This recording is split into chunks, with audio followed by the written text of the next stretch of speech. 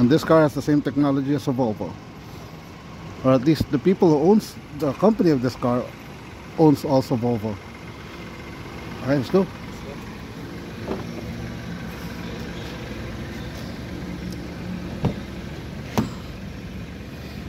Ang ano lang nito, yung ano niya, yung calibration niya. Pag masyado kang mabilis, nagiging wonky yung ano. So wait, I have to put the seatbelt.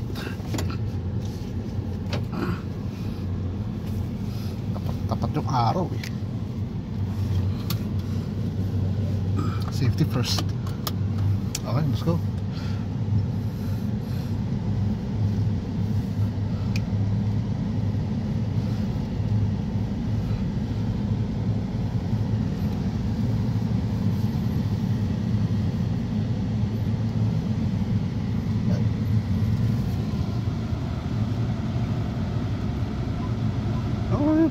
Sabihin mo lang sa akin if you want to feature something.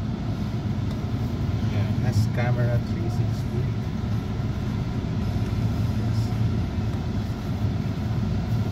Ito ba yung dashcam mount mo? Nasa taas? Oh, that one.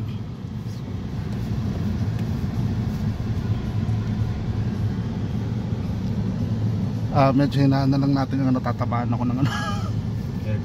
Hindi, tatamaan ako ng copyright. Ang hirap pag gano'n ng ano, ng copyright. Yung ano, yung nagbiyahe kami from dito hanggang Batangas. 2 hours yun, tinamaan ako ng copyright. Eh paano yung kapatid ko, nakikinig ng ano, ng Ben and Ben. Hindi ko masabi i-turn down yun dahil sasakyan yun. Ay, ano tayo muna, no? Breakfast muna tayo sa ano. Sige, tingnan natin na if open yung ano.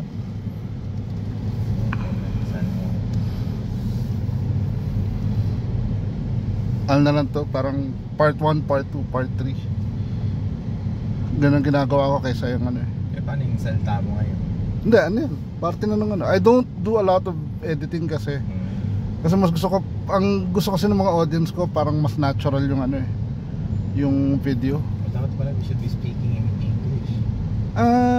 Not necessarily naman kasi may mga audience naman ako. Actually madami sa audience ko Pilipino, pero yung mga core audience ko na talagang very active sa channel ko, yun, mga taga-States, mga taga ano.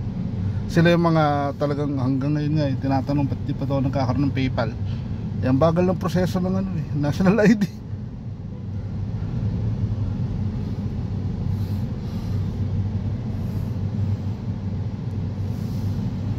Mamaya kung dun tayo sa may Bonita Homes dadaan papuntang Maris, matuturo ko sa iyo yung Keisha dun eh, yung restaurant. Sabihin mo lang i-maps na lang na. Ano lang yun, malapit yun dun sa ano eh, hospital dun. Actually dun siya mismo sa may hospital dun.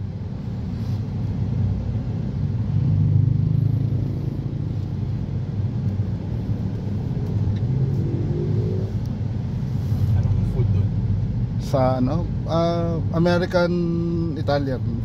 So, parang Fazoli's. Parang Fazoli's. Pasta. Pero may mga, I think may salpikaw din yata sila eh. Salpikaw? Oo. Masarap yung food doon. Pwede siyang panlaban dito sa Blake's dito. Price wise, I think mas maganda presyo doon kumpara sa Blake's. Yung Blake's dito, na-try mo na? Hindi ko pa alam yun. Yung Blake's parang American Italian din, pero mostly ang concentration nila is steaks.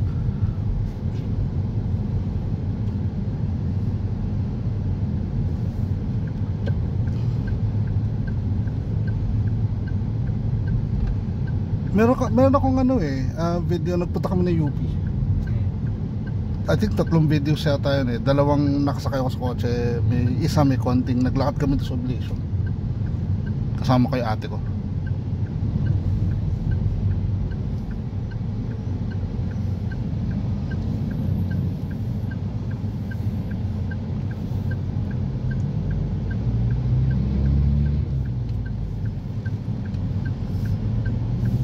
for sure mas maganda suspension ito kumpara dun sa Rush. Oo, malambot to.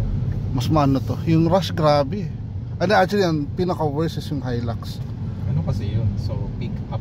Oh, so, parang pangkargahan ano talaga yun eh, yan. parang body on frame, 'di ba? So, ang sagwa yung 2 hours na biyahe, sobrang ano.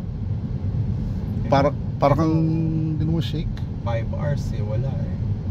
5 hours to Baguio, walang stretch, dire-diretso. Masarap siya. Bukas mo. Dry.